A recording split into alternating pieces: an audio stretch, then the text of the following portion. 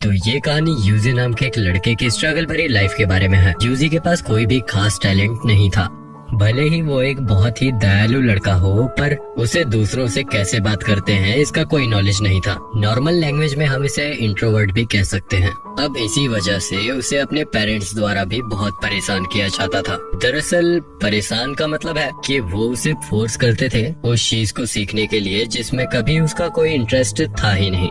वो चाहते थे कि 16 की एज तक यूजी एक परफेक्ट सोल्जर बन जाए, लेकिन दूसरी तरफ वो ये भी जानते थे कि वो ऐसा नहीं कर सकता क्योंकि वो उसकी बहन काजुकी से बिल्कुल उल्टा है। दरअसल काजुकी उसकी बड़ी बहन है, साथ ही वो एक जीनियस है, इसीलिए यूजी उसे अवॉइड करना ही पसंद करता है। लेकिन दूसरी तरफ काजुकी उसके छोटे भाई यूजी का पूरा ध्यान रखती थी। वो हमेशा उसके साथ टाइम स्पेंड करना पसंद करती थी। वो दोनों साथ में कई खेल खेलते थे। साथ ही काजुकी यूजी को पेंटिंग बनाने के लिए भी मोटिवेट करती थी, लेकिन फिर भी यूजी की पेंटिंग कभी भी काजुकी जितनी अच्छी नहीं थी। पर फिर भी काजुकी यूजी को समझाती है कि आगे चलकर तुम्हारी भी सब जरूर तारीफ करेंगे। लेकिन उसी रात उनके फादर उन पेंटिंग को देखकर बहुत अपसेट हो जाते हैं और काजुकी से यूजी की सारी पेंटिंग फटवा देते हैं, क्योंकि उन्हें लगता था कि ये पेंटिंग अगर किसी ने देख ली तो उनकी फैमिली की बहुत बेइज्जती होगी। अब एक दिन वो एक आदमी से मिलते हैं जिनका नाम कीराहारा था।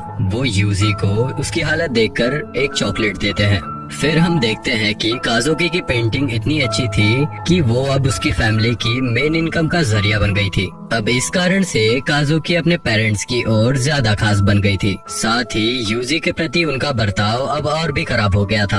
अब एक दिन वो बाहर खाना खाने जाते हैं, लेकिन यूजी को साथ नहीं ले जाते। साथ ही ऐसा कई बार होने लगता है। अब एक दिन जब बाहर खाना खाकर काजुकी वापस घर आती है तो वो देखती है कि उसका भाई एक खाई हुई बासी ब्रेड का टुकड़ा खा रहा है। साथ ही वो टुकड़ा इतना पुराना और कड़क हो चुका था कि उसे पानी में डालकर पहले खाने लायक बनाना पड़ रहा था। अब काजुकी उसे रेफ्रिजरेटर के पास लेकर जाती है और कहती है कि तुम इसमें से निकालकर अच्छा खाना खा सकते हो। पर यूजी को डर था कि वो अगर ऐसा करेगा तो उसे सजा मिलेगी। अब अपने भाई की ऐसी हालत देखकर काजुकी को बहुत बुरा लगता है। साथ ही उसके साथ हुए ऐसे बर्ताव के लिए वो माफी मांगती है, लेकिन अभी भी इसका कोई फायदा नहीं हुआ, बल्कि इससे उसकी प्रॉब्लम और बढ़ जाती है। अब उसके फादर उससे और ज्यादा नफरत करने लगे थे। साथ ही उसकी मदर भी उस पर बिल्कुल ध्यान नहीं देती थी। अब एक दिन यूजी काजुकी को बताता है कि आज उसने पहली बार दोस्त बनाया है। अब इस बात से काजुकी पहले तो खुश होती है, पर जब उसे पता चलता है कि वो दोस्त एक लड़की है तो वो थोड़ा जेलस फील करती है, क्योंकि उसे लगता है कि अब यूजी उस लड़की के साथ ज्यादा टाइम स्पेंड करेगा। लेकिन अब वो यूजी को इसके लिए मना कर देती है। साथ ही उससे कहती है कि अगली बार पहले उसकी परमिशन लेना, तभी किसी से दोस्ती करना। अब कुछ दिन बीत जाते हैं। हम देखते हैं कि काजुकी जो भी करना चाहती उसके पेरेंट्स उसके हर बात मान लेते। इस चीज के कारण यूजी अपनी बहन को बिल्कुल गार्ड की तरह मानता था, क्योंकि उसकी हर इच्छा कहते ही पूरी हो जाती थी। लेकिन अब एक दिन काजुकी बाहर किसी काम से गई थी, तभी कुछ घंटे बाद यूजी और उसके पेरेंट्स को यह खबर मिलती है कि शहर के किसी कार एक्सीडेंट में उसकी बेटी मारी गई। अब काजुकी के जाने के बाद उनकी फैमिली पर कई तरह की प्रॉब्लम्स आना स्टार्ट हो जाती हैं। साथ ही यूजी के डैड अब शराब भी पीने लगे थे और नशे के चलते वो यूजी और उसकी मदर को परेशान करने लगे थे और उन पर हाथ भी उठाने लगे थे। अब इस चीज से परेशान होकर यूजी की मदर उसे लेकर वहाँ से चली जाती है। अब यूजी और उसकी मदर साथ में ही एक नई लाइफ की शुरुआत करते हैं। यूजी की मदर हार्ड वर्क कर कर यूजी की हर एक जरूरत को पूरा करती है। साथ ही अब अपने डैड के साथ ना होने से यूजी बहुत खुश था, लेकिन ये खुशी एक साल से ज्यादा नहीं चलती। एक दिन उसके फादर उन्हें ढूंढते हुए वहाँ पहुँच जाते हैं। साथ ही अब वहाँ आकर यूजी की मदर से शराब के लिए पैसे मांगने लगते हैं। अब उनकी बात मानने पर भी वो यूजी की मदर को परेशान कर रहे थे।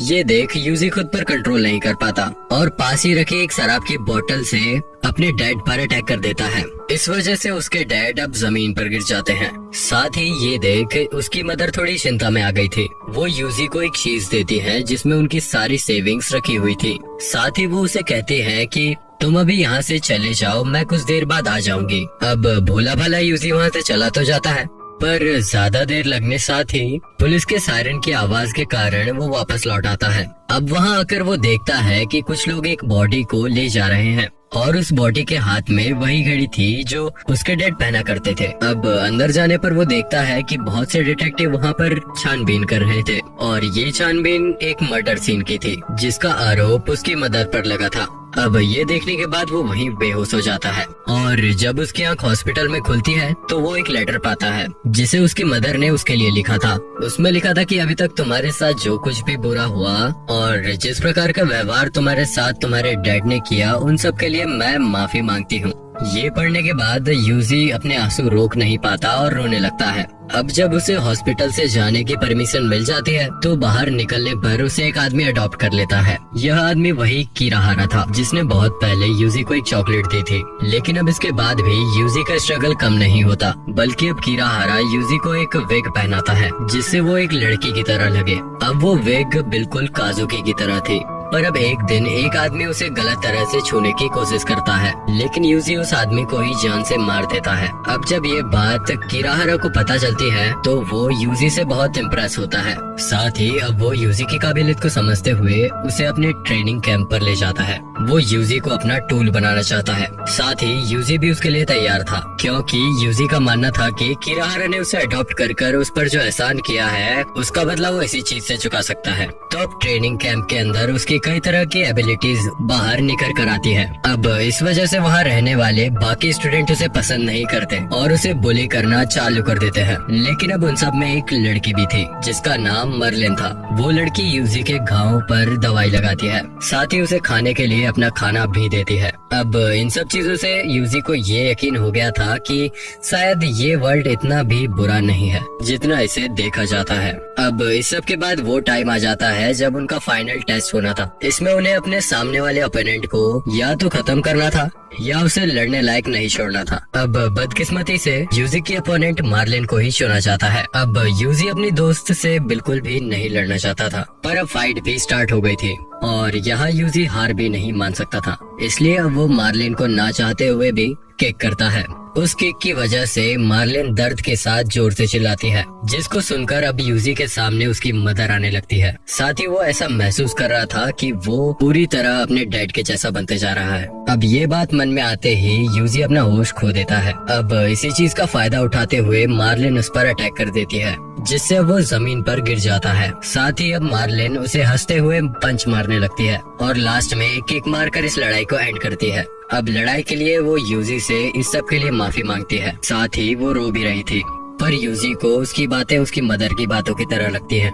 इस कारण उसे ये सब बिल्कुल पसंद नहीं आता, क्योंकि इस तरह वो खुद को हेल्पलेस और वीक ही महसूस कर रहा था। अब ये लास्ट बार था जब यूजी और मार्लिन एक दूसरे से मिलते हैं, क्योंकि अपने पहले ही मिशन में मार्लिन मारी जाती है।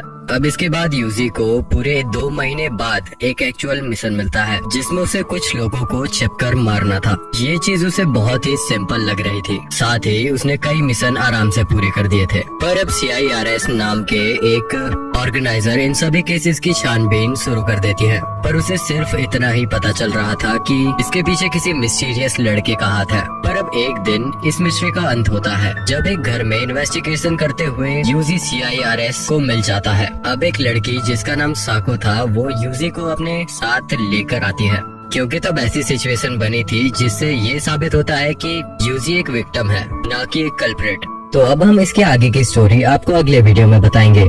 तब तक के लिए इस चैनल को जरूर सब्सक्राइब कर लीजिए और आपको ये एक्सप्लेनेशन कैसा लगा हमें कमेंट में जरूर बताइएगा।